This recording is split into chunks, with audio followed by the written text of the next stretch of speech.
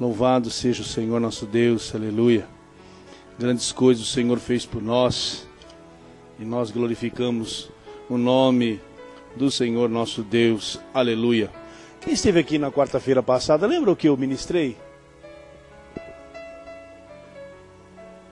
Do jejum, tá bom. Então eu não parei nenhuma ministração não, né?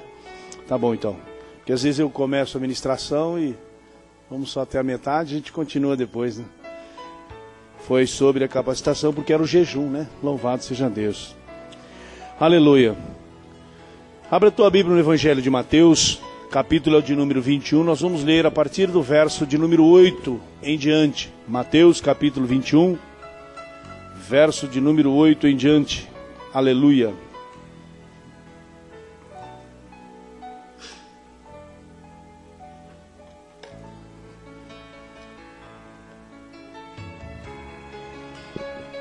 Diz a palavra do Senhor: e grande multidão estendeu as suas vestes pelo caminho.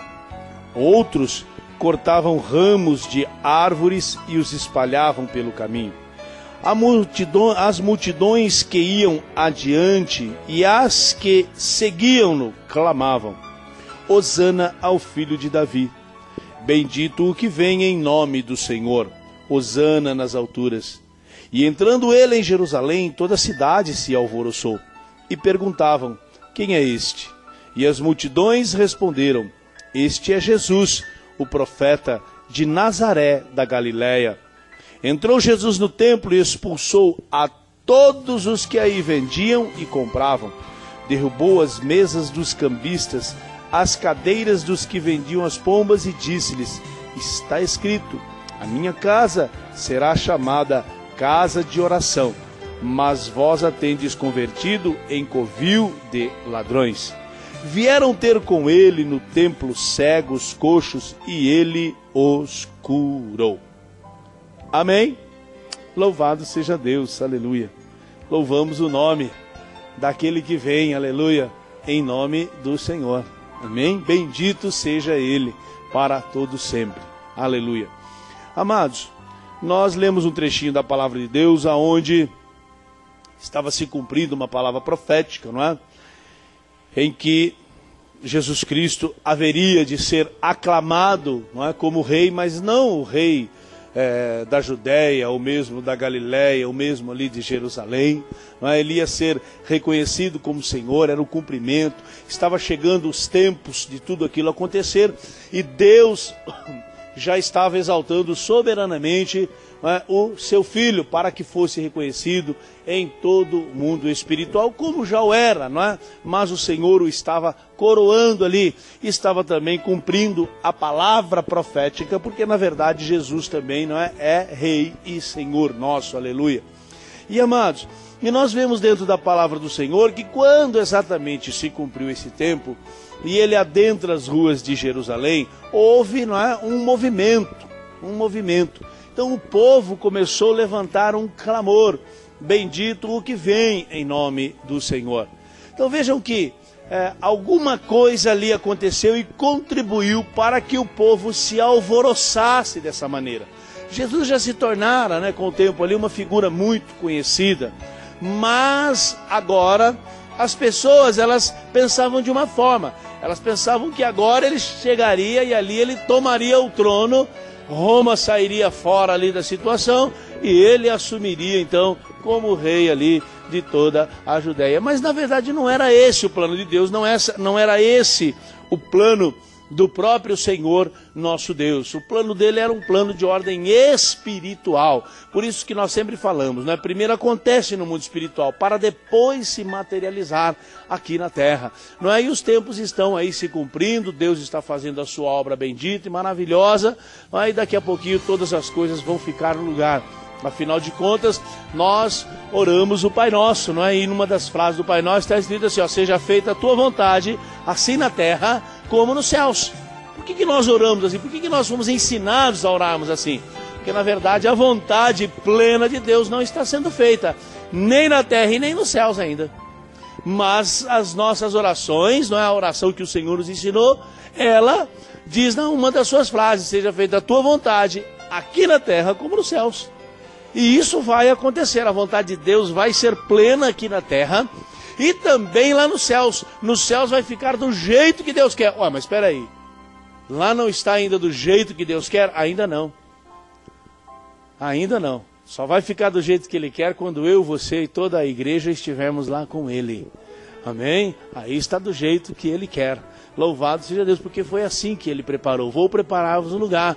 Se eu for vos preparar lugar, eu voltarei para vós, para que onde eu estiver, estejais vós também.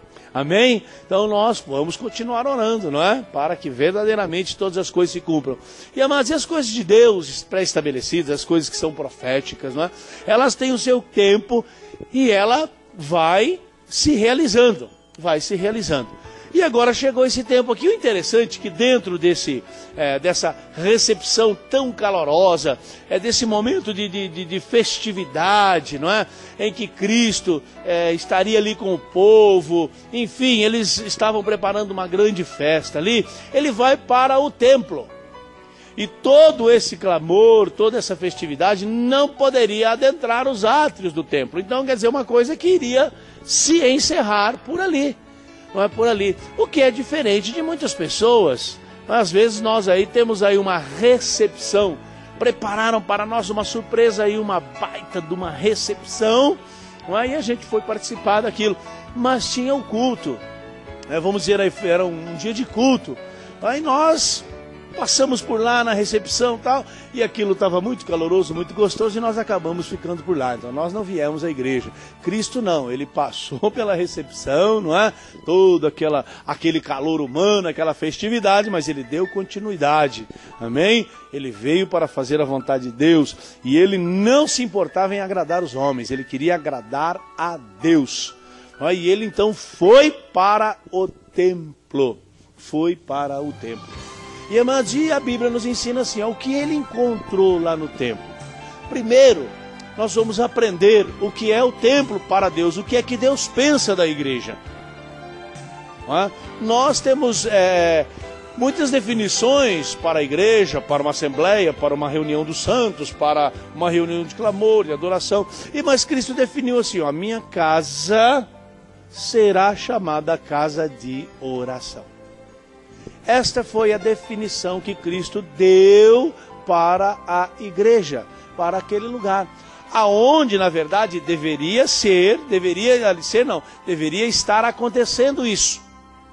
Porém, o Senhor confirmou, a minha casa será chamada, não é? Ou você chama pelo nome quando você sabe o nome, quando você reconhece a pessoa por aquele nome. Por exemplo, se eu falar Cacau, todo mundo reconhece, não é, o nome, por causa da pessoa, não é, do Cacau, que particularmente nem sei o nome dele. Nem sei. Como é que é o seu nome, Zé Arlindo? É o Carlos Alberto. Né? Não é o Alberto Roberto, né? Esse é o Carlos Alberto, é o primo. Mas louvado seja Deus por isso. Mas, amados, então vejam que Jesus Cristo falou assim, ela será chamada. Por que será chamada?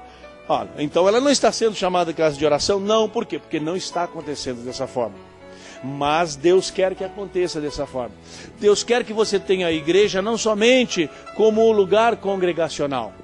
Não apenas isso, mas o lugar aonde as orações são feitas, aonde os clamores são levantados até o trono do Deus Todo-Poderoso.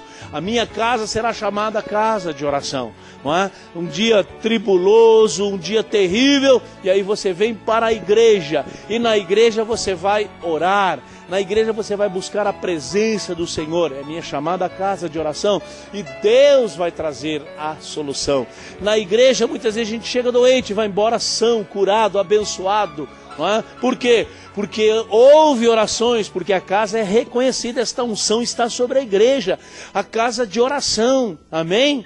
E me buscareis e me encontrareis, ou seja, me achareis, quando me buscares de todo o teu coração, aleluia. Então muitas vezes, amados, nós temos o nosso dia a dia, e o que nós encontramos na igreja? Nós encontramos na igreja um lugar de refrigério. A gente cumpre a nossa parte, apresentar o corpo num sacrifício vivo, santo, agradável a Deus, que é o nosso culto. Viemos cultuar ao Senhor aonde? Na casa de oração. E dentro da igreja nós vamos levantar orações ao Senhor, não é? Fazemos a nossa oração de abertura de culto, a oração de invocação, invocamos o nome do Senhor, invocamos a presença de Deus, pedimos ao Senhor que dê ordem aos seus anjos a respeito deste lugar, pedimos para que o Senhor opere sinais, prodígios, maravilhas, ou seja, a nossa oração de invocação aqui, é a nossa oração inicial, você está fazendo a minha oração de consagração, você está consagrando ao Senhor este momento, este culto, este tempo em que nós vamos nos reunirmos aqui e vamos glorificar o nome do Senhor e vamos orar ao Senhor e Deus vai responder às nossas orações. Amém? Então é esse tempo. Depois nós oramos para com a família. Então vejam bem, pegamos os problemas lá da família. Problemas muitas vezes de ordem emocional, problemas de ordem familiar, de contendas, de divisões, de prostituição, enfim, tudo aquilo que muitas vezes problema dos vícios, gente preso da família, e aquela coisa toda, complicações e mais complicações. Então aqui no momento da família, na casa de oração, nós vamos orarmos pela família, vamos pedir ao Senhor pela família, e Deus, aleluia, vai ouvir as nossas orações, e a bênção dele será enviada sobre a nossa família. Depois nós ofertamos ao Senhor, mas quando ofertamos ao Senhor, nós também oramos a Deus. Nós também clamamos a Deus, nós também entregamos a nossa porção, agradecemos a Deus, fazemos o cumprir da sua palavra na nossa vida, realizamos isso e depois nós oramos a Deus, fazendo as nossas petições, colocando diante do Senhor as nossas necessidades, necessidades de ordem profissional, de ordem financeira, não é? Enfim, de ordem econômica diante do Senhor. Então Deus ouve as nossas orações, por quê? Porque estamos no lugar que o Senhor disse, ela será chamada casa de oração.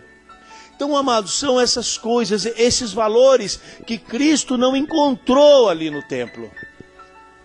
E ele reclamou exatamente disso.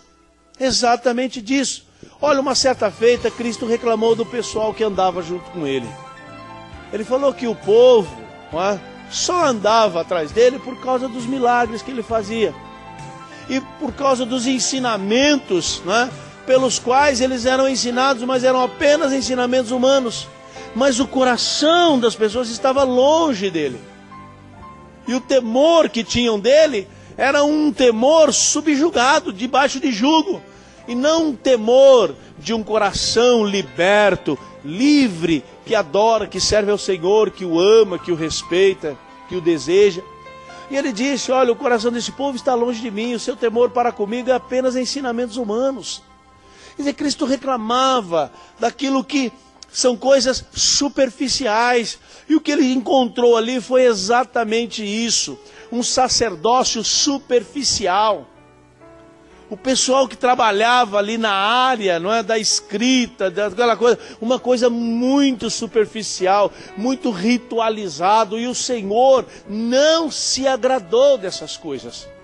Amados, o objetivo de sermos igreja do Senhor, nós precisamos encontrarmos esses valores. Cristo reclama aqui, dos mercadores, do lugar lá. Amados, todos nós sabemos que a família de Caifás era uma família de corruptos.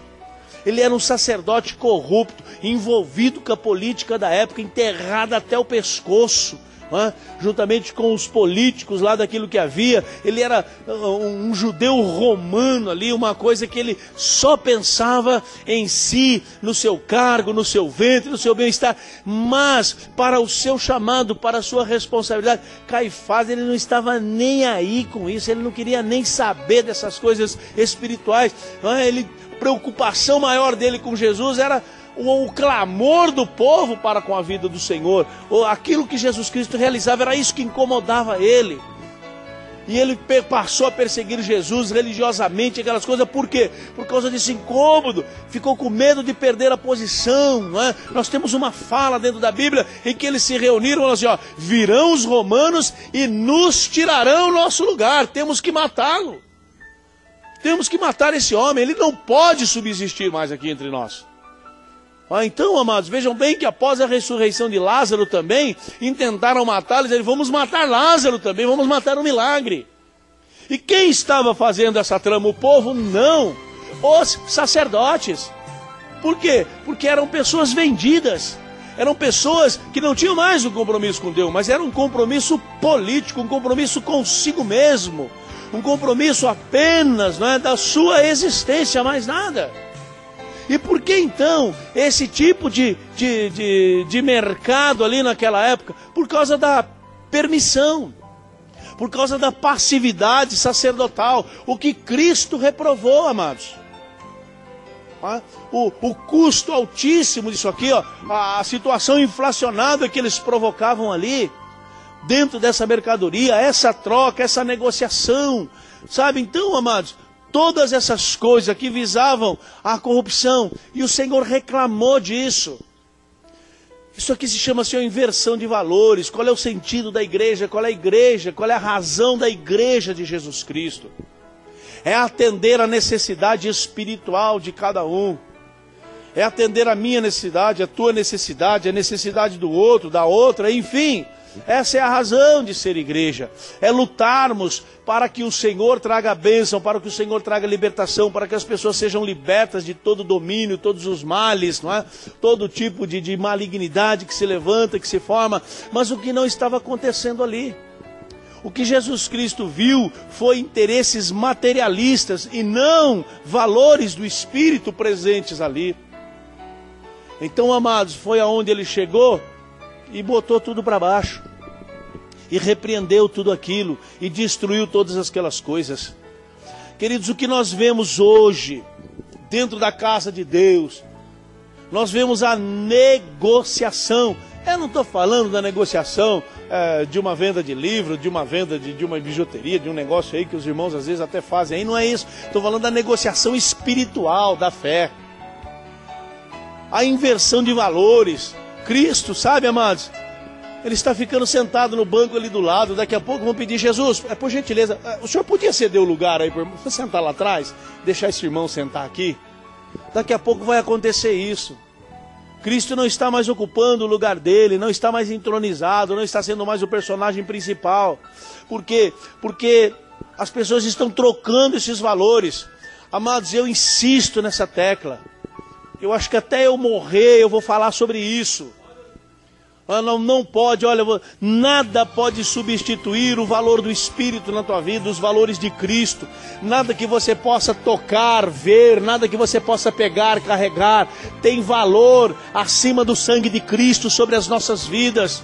Por mais consagrado que seja, por mais orado que seja, por mais ungido que seja, jamais substituirá o valor de Cristo na nossa vida.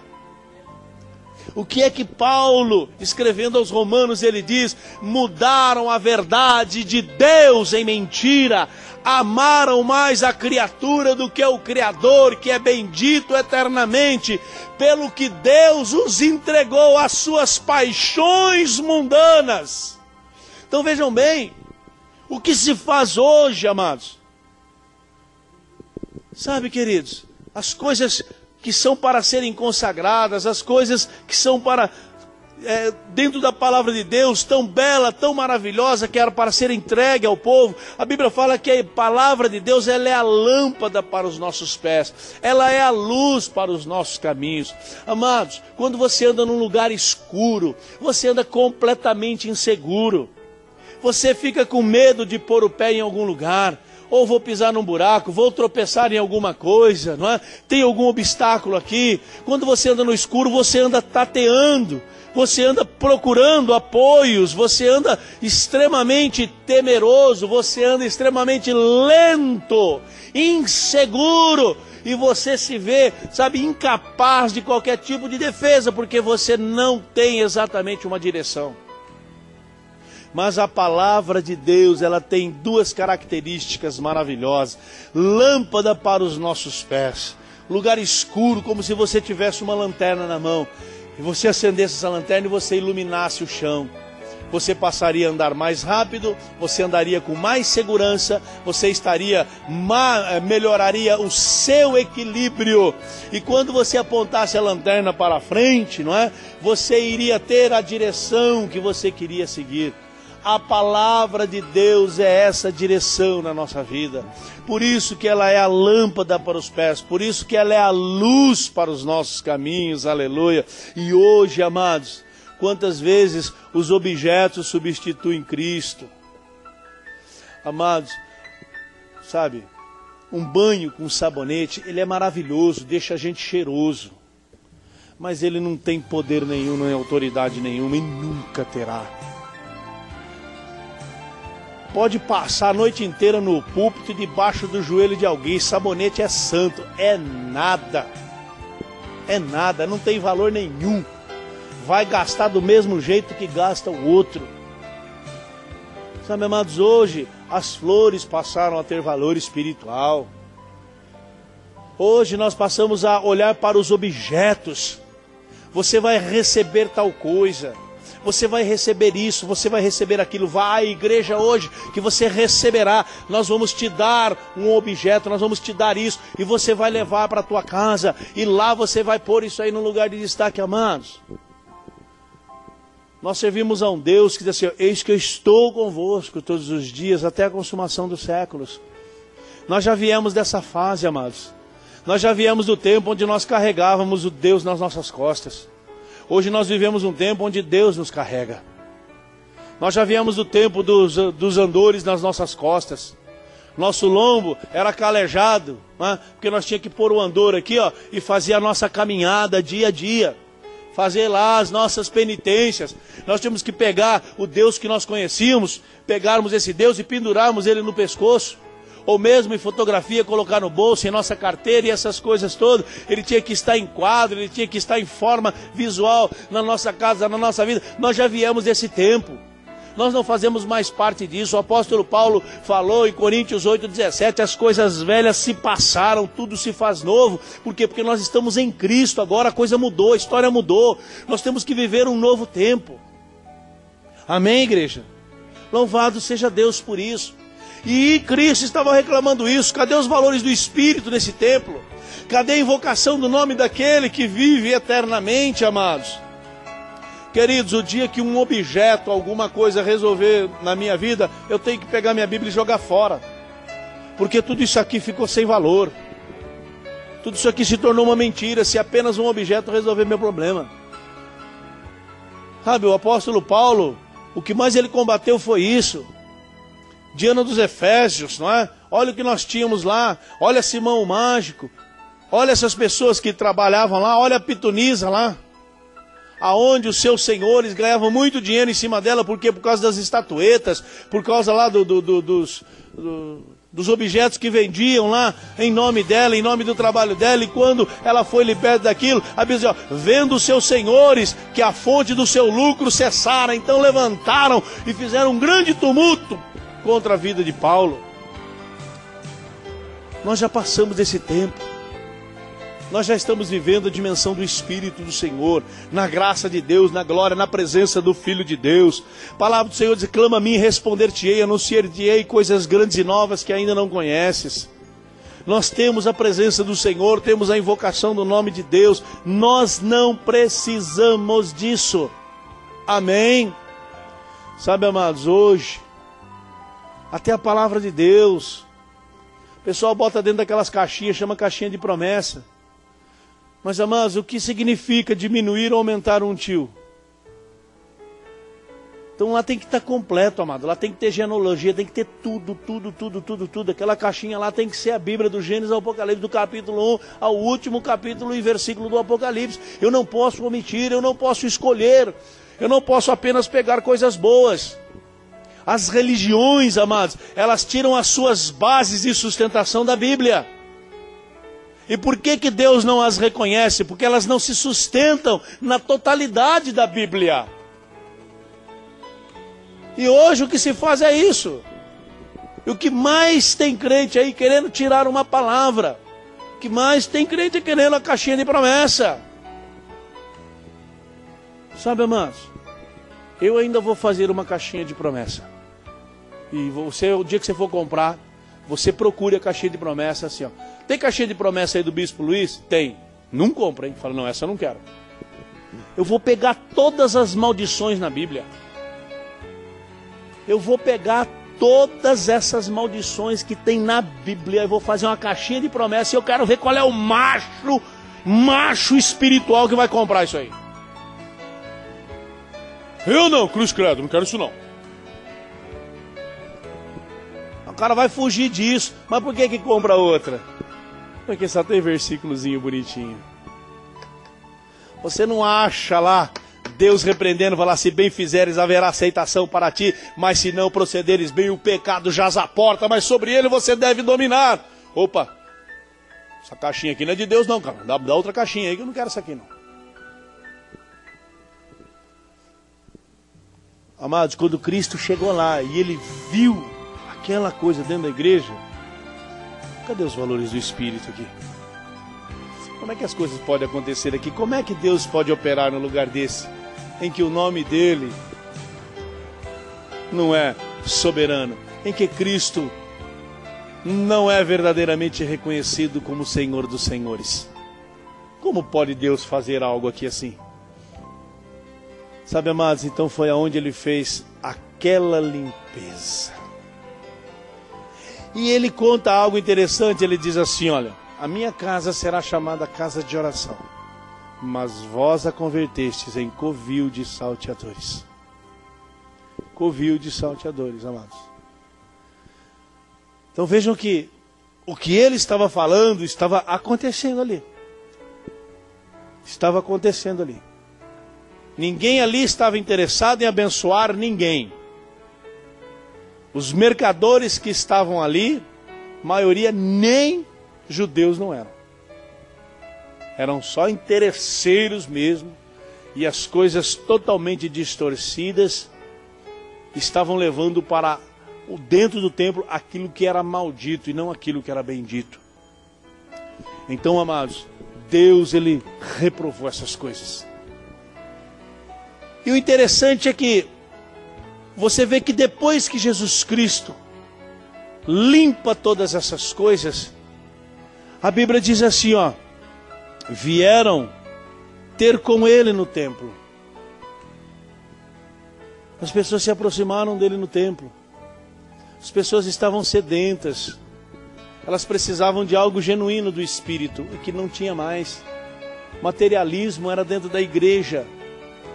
Era só conquista, conquista, conquista, conquista, conquista, só conquista material, meu amado. Material, conquista material é boa e ela é necessária e nós precisamos dela. A Bíblia está repleta também de passagens, não é?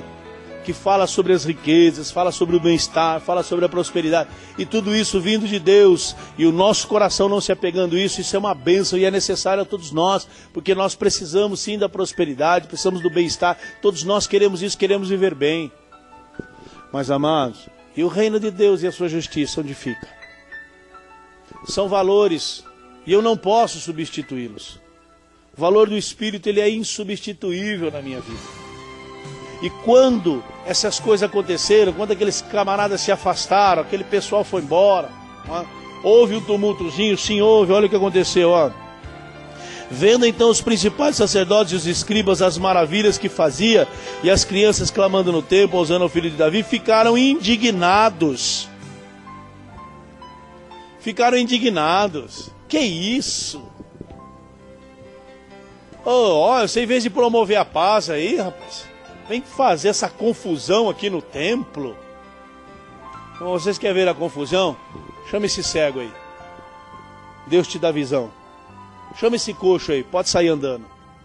A Bíblia diz que todos vieram ter com ele, e ele curou a todos.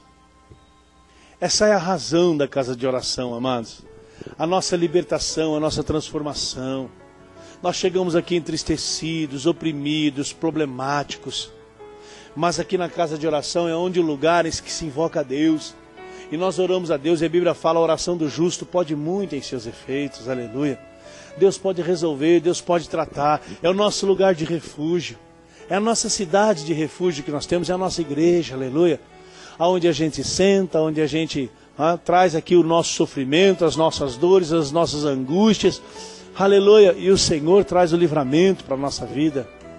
Amém? Traz a paz ao nosso coração. E nós vamos embora preparados para mais um dia de labuta. Porque o Senhor disse, basta cada dia o seu mal. Não é? Então o mal de hoje basta, em nome de Jesus, não vai ter continuidade.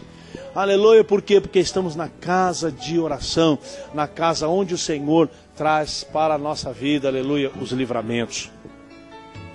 No livro de Apocalipse, amados, nós temos lá as 7 igrejas. E elas têm uma representatividade universal. Representam todas as igrejas. E vejam que Cristo, ele faz a visitação na igreja e ele faz a sua reclamação. E ele reclama.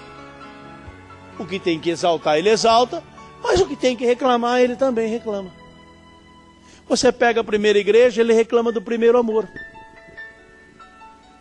Ele reclama que ele não é a pessoa mais amada dentro daquela igreja. Cristo quer ser a pessoa mais amada aqui, amados. Quando você vier com o teu filho, com a tua mulher, não é? Com o teu marido, Cristo quer ser mais amado do que eles. Esse é o primeiro amor. Nós não podemos deixar o primeiro amor, deixar os valores de Cristo. Cristo é tudo para nós, amados. Sem Cristo estávamos condenados. Sem Cristo já era. Jesus Cristo disse assim, olha, Deus amou o mundo de uma maneira que enviou o seu Filho unigênito para que todo aquele que nele crer não pereça, mas tenha a vida eterna. Então isso significa que já estava o mundo condenado. Se Cristo não se manifesta, amados, não haveria salvação. O apóstolo Paulo disse que todos os que morreram em Cristo estariam perdidos, jamais haveria ressurreição. Se Cristo não se manifestasse, aleluia, nós não ressuscitaríamos. Todos os que morreram na esperança, Abraão, Isaac, Jacó, José, Moisés, Josué, Caleb, todos os juízes, sabe, amados, todos, Davi, todos de igual modo pereceriam. Jamais passariam pela ressurreição. Jamais. Então Cristo, amados, é a figura principal. E Ele tem que ser dentro do nosso coração. Jesus é tudo para mim, tem que ser tudo para nós, aleluia. É o primeiro, tem que ser o mais amado, o mais querido, o mais adorado, aleluia. O mais desejado. Ele é Jesus, aleluia. Ele é o nosso Salvador. É por causa dele que o nosso nome está escrito no livro da vida. É por causa dele, aleluia, que foi possível as pessoas serem curadas. É por causa dele que as pessoas foram libertas das garras do diabo. É por causa dele que aqueles que estão lá no hospital como um paciente terminal pode ter esperança, aleluia, porque ele pode curar. É por causa dele, aleluia. A nossa esperança, mas é por causa dele.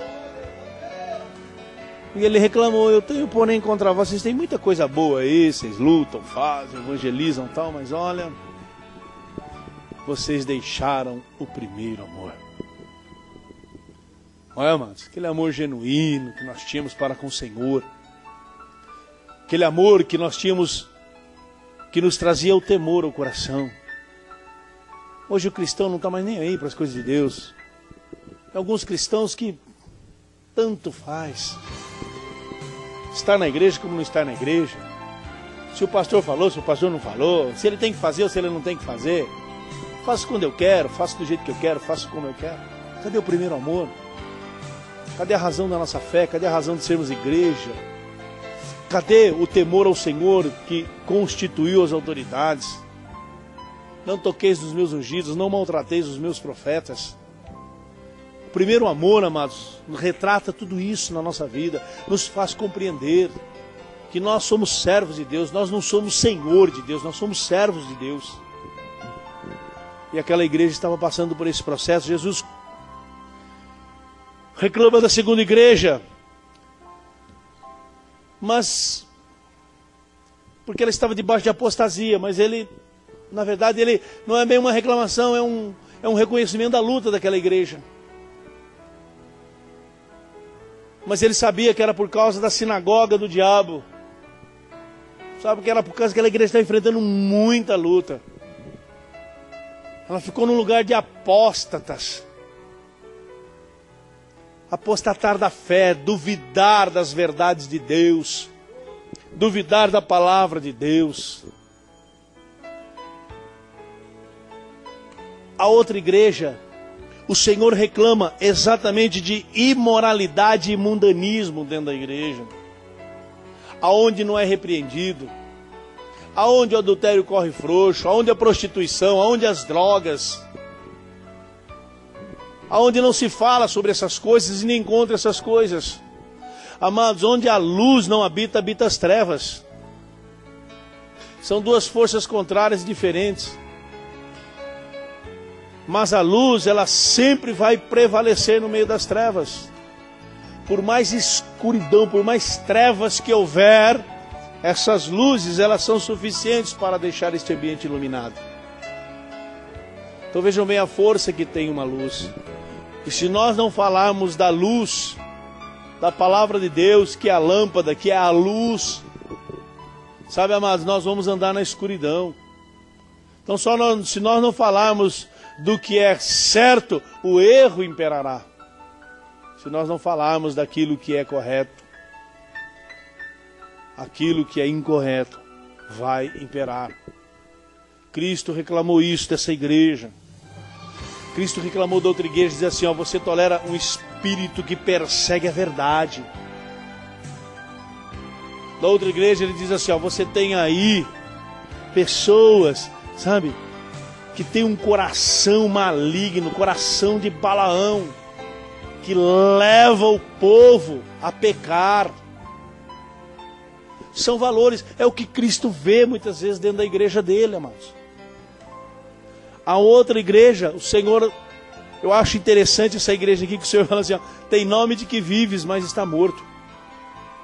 Todo mundo achava lá que era crente, sou crente, batizado, tô na bênção, vou na igreja. Jesus Cristo falou, só que não vai para o céu. Só vai na igreja, vai nos cultos, frequenta tudo, faz tudo. Mas está tudo morto. Só tem nome de que vive, é aparência.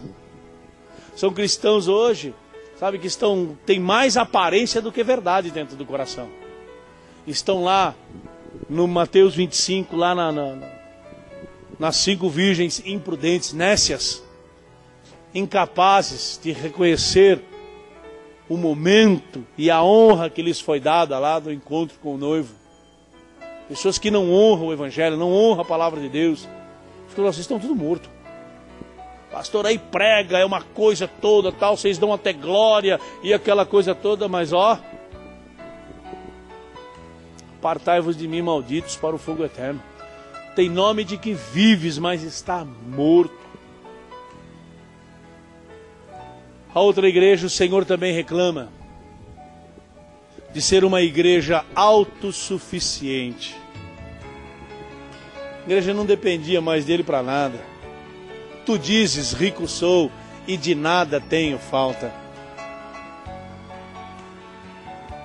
Tu dizes, rico sou e de nada tenho falta.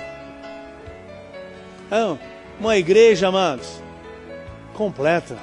Uma igreja que na verdade não tinha necessidade alguma. Não tinha um crente pobre naquela igreja. Era tudo gente abastada. Era a igreja. Cristo falou, um dia eu fui visitar aí. Visitei vocês. Estive por aí. E ninguém pediu nada para mim. Não sai um pedido dessa igreja. Ninguém precisa de nada. Todo mundo é autossuficiente. Mas eu vou dizer uma coisa para vocês. Tu dizes, rico sou e de nada tenho falta.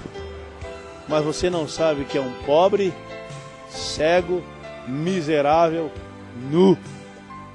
E eu te aconselho que de mim compre colírios para que vejas. Uma igreja, amados, que estava completamente dominada por uma cegueira espiritual. E achava que estava tudo certo. Razão de sermos igreja. sermos casa de oração, orai sem cessar, orarmos sempre ao Senhor, clamarmos sempre a Deus, amém? Levantarmos sempre na presença de Deus, com rogos, com súplicas, aleluia. Tem uma necessidade, meu irmão, corre para a igreja, bota aí teu pedido de oração no livro, olha o livro de oração aqui, ó. Você já pôs o teu nome aqui? Não? Então pode pôr. Põe o teu nome aí, oração, pede pela área que você está sofrendo aí. Ah, se está área familiar, área financeira, área profissional, área espiritual. Não precisa detalhar. Mas, amados, é o socorro presente na hora da angústia, é a presença do Senhor nosso Deus. E depois de tudo aquilo, os milagres de Deus começaram a acontecer naquele lugar, que até então tinha uma visão completamente distante daquilo que era a verdade de Deus. Amém, amados?